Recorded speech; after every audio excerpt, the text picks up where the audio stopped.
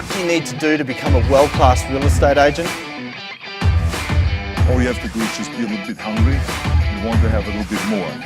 First rule is have a vision. So we just got wonderful staff who believed in what we were doing, and I think we did everything I think with a sense of fun, which I think is important. I live under a very aggressive thesis of how you make your money is more important than how much you make. And you know you're addicted to real estate when you dream real estate.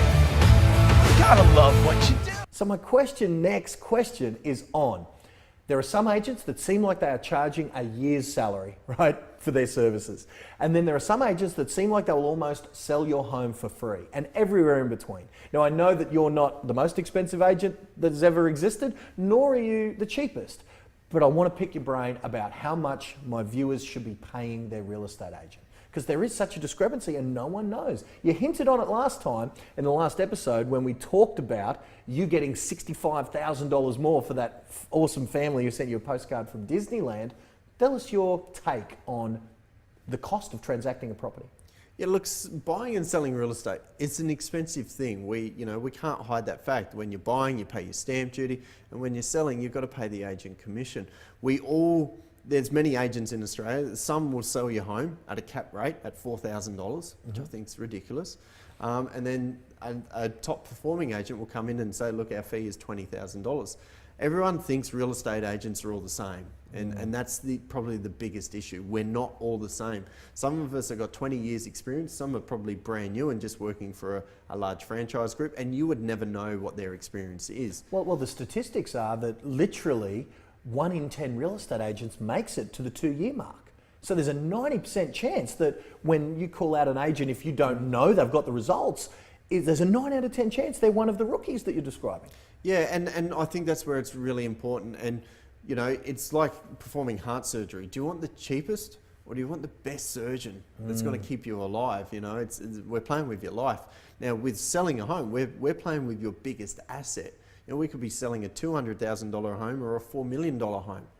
So selling your home is the biggest transactional asset you'll ever do in your life. It's not like selling a car. So it is critical that they do get it right. And a lot of home sellers, they choose their agent based on their fee. They don't choose on their marketing, their skill, their negotiation levels, their area expert. They simply just choose them who's the cheapest. And that's actually going to cost them a lot more. Yeah, so tell us about that. Say an agent is, one agent's $12,000 and one agent's $7,000 or something, so there might be a $5,000 differential. Sure. Tell us about some of the examples or perhaps what your take is on how expensive that $5,000 discount can actually turn out to be. Yeah, there's 2 key things. I would never sell with a capped commission agent, right? Because there's no incentive for them to get you $10,000 more or $20,000 more. No matter what they sell your home for, you pay them the same amount. So there's no reward for that agent. And I think we're a top performing agent, the higher we can get, the more we get paid. So we're in this together. You should be working as a team and not thinking of the cost. Okay? And then if you've got an example of $12,000 and the other agent's at $7,000, what if that $12,000, let's say I was the $12,000 agent and I was competing against an agent that was going to charge you $7,000. But I'd sold 55 properties in the suburb and they'd sold 3, and my average sale price was $42,000 more than the area average or more than that other agent. Now you're looking at the $5,000 difference. I'm looking at $37,000 more I can bring to the table. That is where, so on paper, they're actually the cheapest agent because they're going to get you more for your home.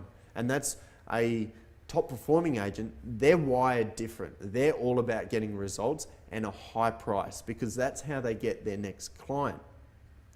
So be very careful if you've got multiple agents. I always recommend at least just get 2 agents in. Some people get 5 in. They just get confused and mind boggled in the situation. But I'd select maybe 2 agents total. Don't select them on fee, select them on who you think is going to be the best person to represent you and your home in the marketplace, who you think is an absolute demon in negotiating, okay? And ask them to drop their fee. And ask them and see where they stand. And if they, like if you were to ask me... Yeah, so Chris, will you please do it for $7,000? Well, no. How would you... No. Okay. It's that simple. So I'm protecting my own fee. just like I'm going to protect your price when we go to the market. So if I was to say, yeah, sure, Glenn, I'll do that. So then a buyer comes in and says, well, Chris, you've got it on the market at 550,000. Will the owner take 530? Yeah, you'll probably get it for that. You know, well, there's $20,000 gone like that in a simple 10-second conversation. So It's almost like you're saying that the agent who will drop their fee just like that, it's almost like, you know, my viewer as the seller, they've just out-negotiated the person they're about to hire to be a professional negotiator for them. Maybe they should be selling them themselves. They should just put the sign out the front, save all their marketing money and their $7,000 that they're going to pay the agent to be a delivery person, because that's all I believe that they are. You know, you want a skilled negotiator. The role of a real estate agent, there is only two roles of a real estate agent. There's marketing and negotiating. They're the two things that a real estate agent can bring to the table, and you need to select the best one. So they're not actually selling the home. Is that what you're saying? No, not at all. The seller is the person that actually sells the home, the way that they present the home. Sure, the role of the agent is to help them and advise them and to give them that advice. But it's the way that they price their home, the method that they select, because it all comes down to the owner, you know, what they would like to do. So the two key roles of an agent is marketing, negotiating. And you want to find the best agent that is good at both. So it's almost like the very thing that a lot of home sellers are choosing agents on, whether or not they'll drop their price, that's almost saying that one of those two critical things that you said, they're no good at. Incredible.